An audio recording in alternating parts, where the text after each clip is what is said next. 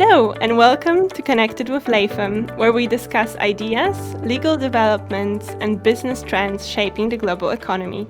In this episode of our Energy and Infrastructure podcast series, we're talking about the topic of greenwashing and our perspective on key drivers, risks, enforcement, and litigation in this space. I'm Aleksandra Dulska, a litigation associate in Latham's London office, and I have been tracking the ESG litigation trends and greenwashing in particular for our team, so this is a really exciting topic for me to discuss today. I'm joined by partners Sophie and Robin Hulshizer to help unpack some of the key points. Thanks, Alex.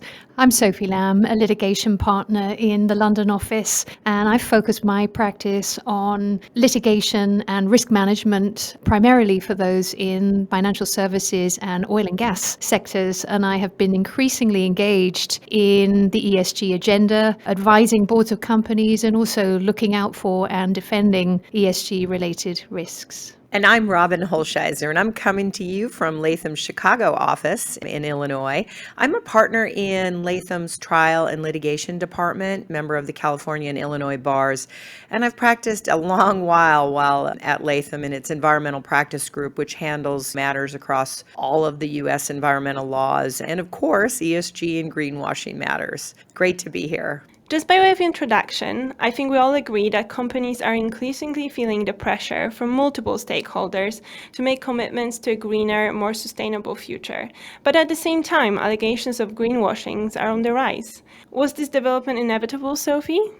In many ways, it was. Many of the ESG and sustainable disclosures born over the past decade grew up in organizations' marketing, PR, and investor relations departments. However, we are now light years from the days when a little light exaggeration of green credentials in CSR or sustainability disclosures was harmless. As ESG-related regulations continue to proliferate, and as investors and the public's expectations continue to expand with respect to the scope of corporate responsibility, the legal arguments that can be made concerning the potential liabilities associated with ESG disclosures have also expanded. The reality is, we are in a very vulnerable time where the clarity regarding potential liability is likely far less than the exposure to that liability. On that note, let's give our listeners a brief overview of the key drivers making greenwashing a trending topic and introduce both a reputational as well as litigation enforcement risks for our clients. The primary driver, of course, is energy policy and the role of private capital and finance flows in the energy transition. We know that in order to meet our climate objectives, the world needs to transition to a low-carbon economy that produces net zero carbon equivalent emissions by 2050. And this transition is going to need to require radical economic transformation across all sectors. In Europe, the Green Deal emphasized the need to mobilize private finance and capital flows to green investments, and that really catalyzed the rise of private investment in the sustainable finance sphere and the proliferation of green products and services. The second issue, perhaps, is the proliferation of public statements and reports, advertising and branding more generally around sustainability and net zero ambitions. This is driven by any number of factors, but they include voluntary leadership by the business community, competitive forces, the demands of civil society, market opportunity, consumer preferences, and of course, regulation and soft law. Yes, thank you, Sophie. This area is certainly one of rapidly evolving rules and standards. As you mentioned, in the European Union, we have the European Green Deal umbrella legislation, which was itself accompanied by a number of interconnected developments. For example, the EU taxonomy, which introduced the classification of sustainable activities, the Sustainable Finance Disclosure Regulation, the Benchmark Regulation, and the Corporate Sustainable Reporting Directive. We have seen some rival proposals in the UK as well, namely the Sustainability Disclosure Requirements consultation paper. But even putting aside the hard law regulations, we also have the whole mix of soft laws and reporting frameworks that have been emerging that also very much use the language of greenwashing as inspiration. Another key driver to add is the discrepancies in rules across jurisdictions. I mean, it's the absence of a level playing field. We've seen increased regulation in some places like the EU that you've been talking about, but at the same time, significant backlash in others. I've seen reports indicating that in 2023 alone, over 160 anti-ESG bills were introduced in 37 U.S. states, many of them focused on trying to prohibit state agencies from doing business with companies that may screen out certain industries. For instance, a green fund that screens out investments in fossil fuels. Other such bills would require the asset managers for state funds to deprioritize ESG criteria when they're making investment decisions. Most of that activity that you're seeing in the United States is along party lines, with the largest pushback from the more Republican or so-called red states like Texas and Florida. But there's even activity at the federal level. We had more than a half dozen anti-ESG hearings held in the House of Representatives this year on just 4 related bills. This ESG backlash is going to have consequences, but right now it's hard to forecast where it'll end up going. So let's just sort of sum up where we are then. So we have these huge inflows of capital and the proliferation of business opportunities. We have public literature all over the public domain, driven by any number of forces. We have rapidly evolving rules and standards, and we have discrepancy in rules across jurisdiction and indeed backlash against some of those standards and rules in others. Final factor, perhaps, increasing regulatory appetite, particularly for consumer protection purposes. We also have very well organized and financed litigation activism targeting corporate strategy and alignment with Paris agreements.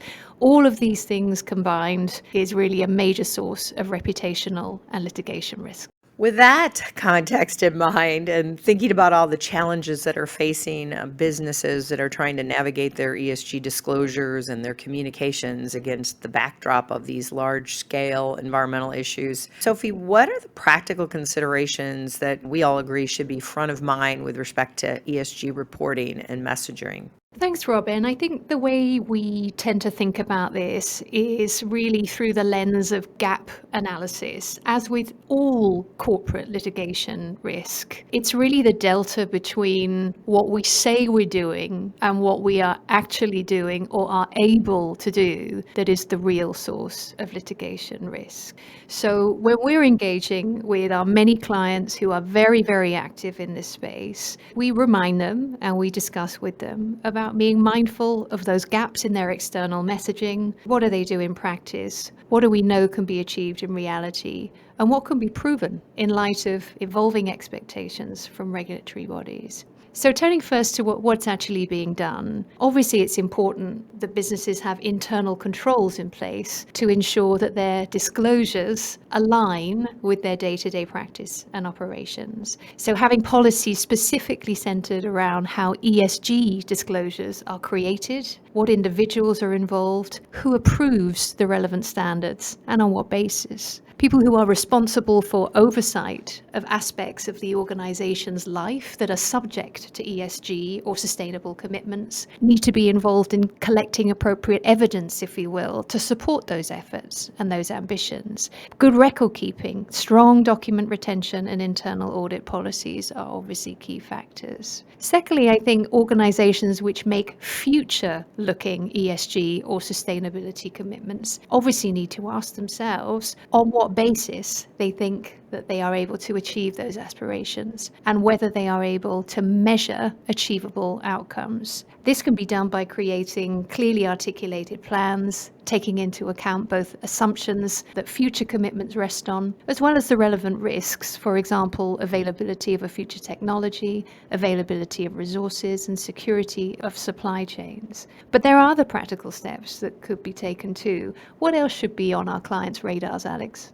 Yeah, as you mentioned, Sophie, being able to actually prove your efforts is key here, because ultimately any enforcement action or potential litigation is going to turn on whether their organization can prove its ESG efforts as they marketed them. And that obviously means a lot of paperwork. And as you explained, this will entail having the most routine processes in place, such as document retention, document controls, and internal auditing. And this is especially challenging considering the ever-increasing expectations from many regulatory bodies worldwide, who seem to hope that businesses have the leadership, the financial resources, and the sufficient data in place to tackle the very complex problems we're discussing, even when the national governments have arguably struggled to do so themselves. Robin, is there anything you want to add from your perspective?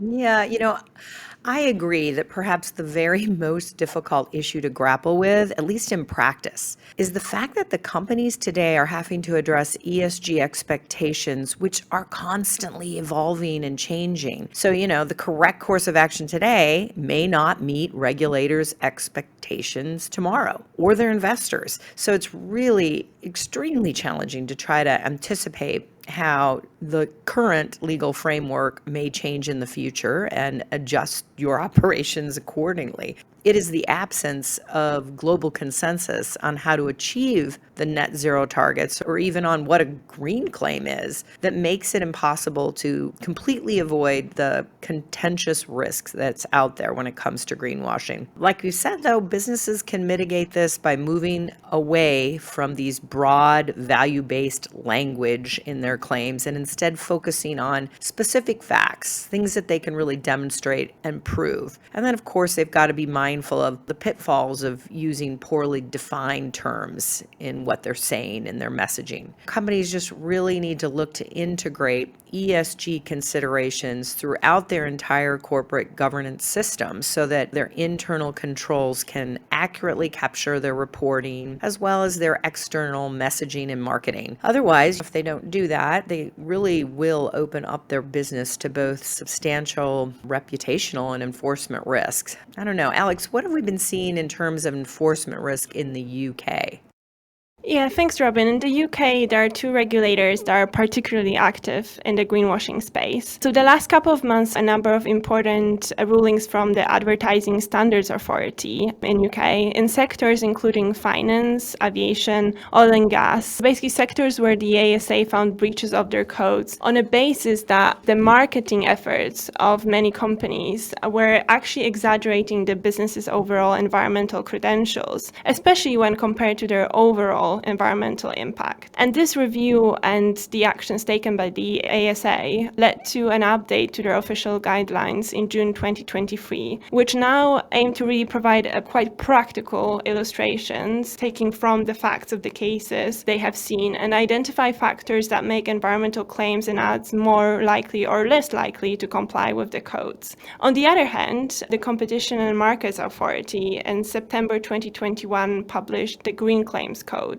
So another guide to help businesses understand how to communicate their green credentials while avoiding the risk of misleading the consumers. So far, the CMA has been focusing only on industries that it has specifically identified to be at particular risk of greenwashing. It has launched investigations into major fashion brands and into big, fast-moving consumer goods players in the sector. CMA has to date been hesitant to use significant powers that they have under the Enterprise Act 2002. But we have actually seen a new draft Digital Markets Competition Consumer Bill, which will likely change this approach and give CMA powers to issue direct fines and orders. Robin, are you seeing anything similar in the US?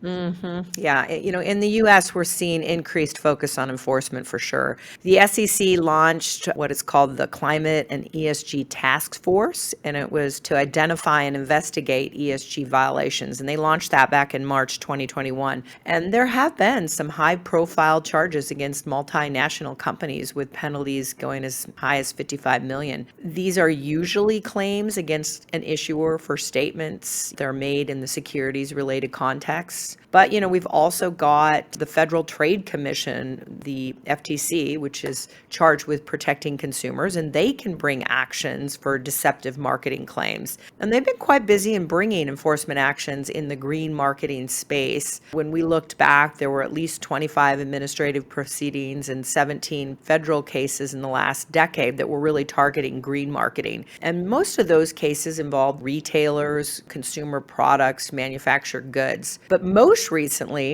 in 2023, the FTC initiated a review of its 2012 Green Guides. And that's the guidance that's out there to address environmental marketing claims. And they've specifically asked for comments on how they should revise the guides with respect to climate change, sustainability, recycling, carbon neutral, net zero, environmentally preferable or eco-friendly, or when something is free of hazardous chemical claims. The guides themselves, they cover this wide span of green marketing claims, and among other things, they are meant to instruct companies on how to substantiate their green claims, what's needed before they can label a product recyclable, how to avoid deceiving consumers with third-party certifications. So it'll be a big and significant update whenever that gets done. As part of that review of the Green Guide, the FTC is looking into updating both the scope of the Green Guides and actually potentially pursuing rulemaking authority to give them the force of federal law.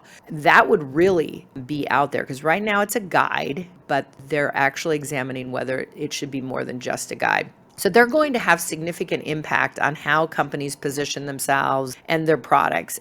And at the same time, they're going to shed light on how a modern consumer interprets green marketing. The FTC's pending update to those green guides are also going to inform companies how to report their use of voluntary carbon credits, which is really something we need a lot of clarity around right now, as credits are used to help companies meet their net zero or carbon neutral commitments. And of course, the litigation doesn't stop at government enforcement. There are greenwashing claims being brought by litigants in state and federal courts across the U.S. But when it comes to greenwashing and ESG litigation, what are you seeing in the English courts so far, Sophie?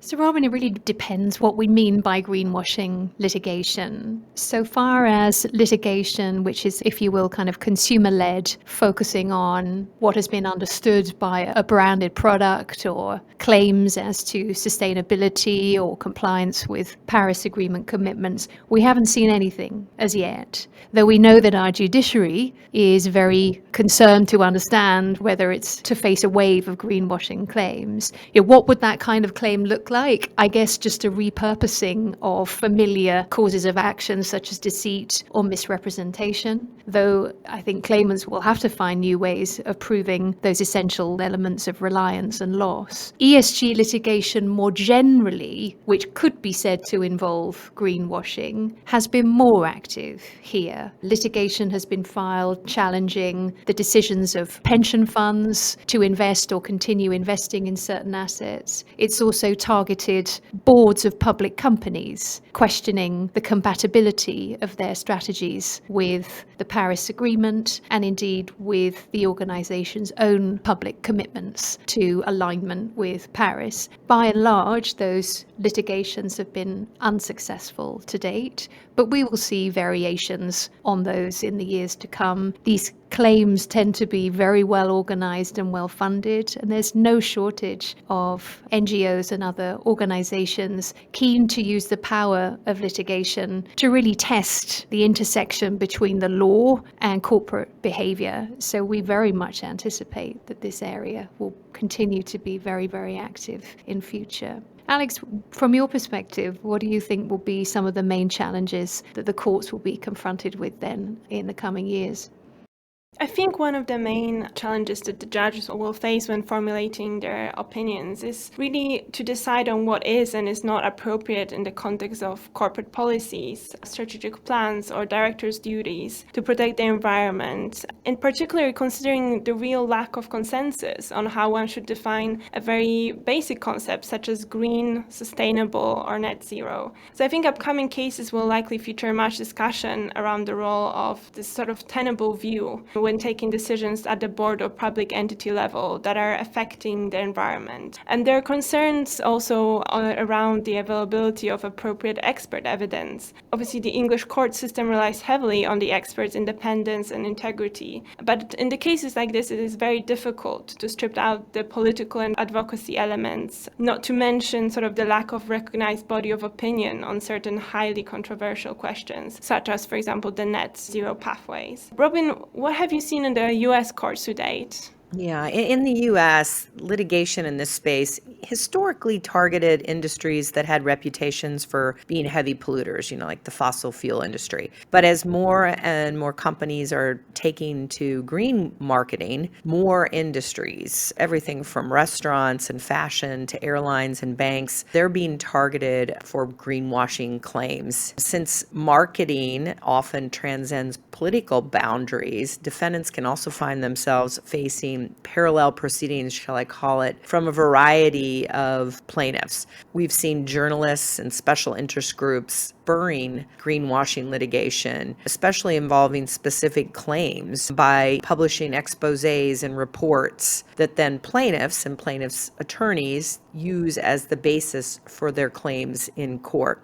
In the U.S., primarily to date, the plaintiffs are consumers, and usually in the form of a class action or their non-governmental organizations with special focuses launching litigation on behalf of individuals. And of course, as I already mentioned before, you've got governmental entities, either the FTC enforcing federal consumer protection laws or state attorney generals enforcing the consumer protection laws of their respective states. But whether the plaintiff is a government or a consumer, in the U.S. greenwashing, the claims are often premised as unfair and deceptive business practices under federal or state laws. The FTC's green guides that I mentioned, they play an outsized role in the U.S. Several states have codified the green guide as their state laws, which give them the force of the law under their individual state consumer protection acts and regulations. And then otherwise, even if it isn't quote unquote the law in that litigation forum, courts often look to the green guides as being instructive, even if they're not binding. They can be utilized to help show whether or not the conduct at issue was an issue for a consumer, at least under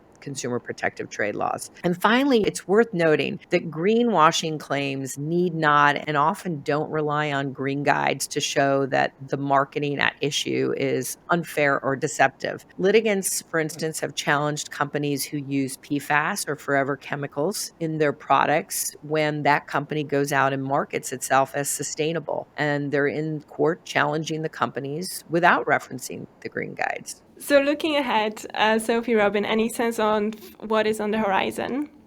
So I think two things really in my mind. The first is, to the extent that there is increased regulation, increased scrutiny, increased expectation, increased complexity, I wonder whether there will be decreased incentives for corporations to be truly transparent around their net zero ambitions and the realities of their contribution to the energy transition. And the second is that I do foresee considerable further litigation in this space. I was really interested to see recently a publication which purported to describe public sentiment with regard to ESG litigation and greenwashing. And according to that survey, an overwhelming majority of the public are in favor of the increased use of litigation to hold businesses and indeed the government to account for damage to the environment, and greenwashing litigation was very much included within that. And given, as I said, there is a very active NGO movement, well organised, well funded,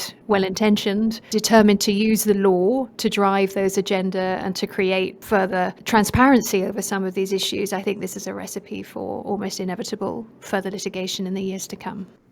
I agree with that for sure, Sophie. And in the US, until the green guides are revised and republished, you're going to have this hodgepodge of courts addressing some of these broader ESG marketing claims. And it's going to be done across a variety of jurisdictions and under different consumer protection laws. And so it's going to make it more tricky for businesses and just fraught for litigation hazards. And then, of course, in the US, at least with the strong backlash that we're seeing against ESG, energy, it's a political flashpoint, and I can see litigation being spurred by that as well. We have to wrap things up here, but this was a really great discussion. Thanks, Sophie and Robin, for joining me today to explore this trending topic.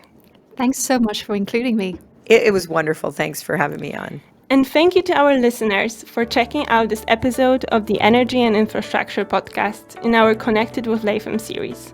Stay tuned for more episodes coming soon, where we will cover other key topics in the evolving energy and infrastructure sector. You can subscribe and listen to new and archived episodes of Latham's podcast on lw.com, Apple Podcasts, Google Podcasts, Spotify, or anywhere else you listen to podcasts. If you'd like more information about the topics in this podcast, please email us using the links located in the show description. We hope you'll join us again next time. This podcast is provided as a service of Latham & Watkins LLP. Listening to this podcast does not create an attorney-client relationship between you and Latham & Watkins LLP, and you should not send confidential information to Latham & Watkins LLP. While we make every effort to assure that the content of this podcast is accurate, comprehensive, and current, we do not warrant or guarantee any of those things. And you may not rely on this podcast as a substitute for legal research and/or consulting a qualified attorney. Listening to this podcast is not a substitute for engaging a lawyer to advise you on your individual needs. Should you require legal advice on the issues covered in this podcast, please consult a qualified attorney. Under New York's Code of Professional Responsibility, portions of this communication contain attorney advertising. Prior results do not guarantee a similar outcome. Results depend upon a variety of factors unique to each representation. Please direct all inquiries regarding the conduct of Latham & Watkins attorneys under the New York's disciplinary rules to Latham & Watkins LLP, 1271 Avenue of the Americas, New York, New York, 10020. Phone number 1-212-906-1200.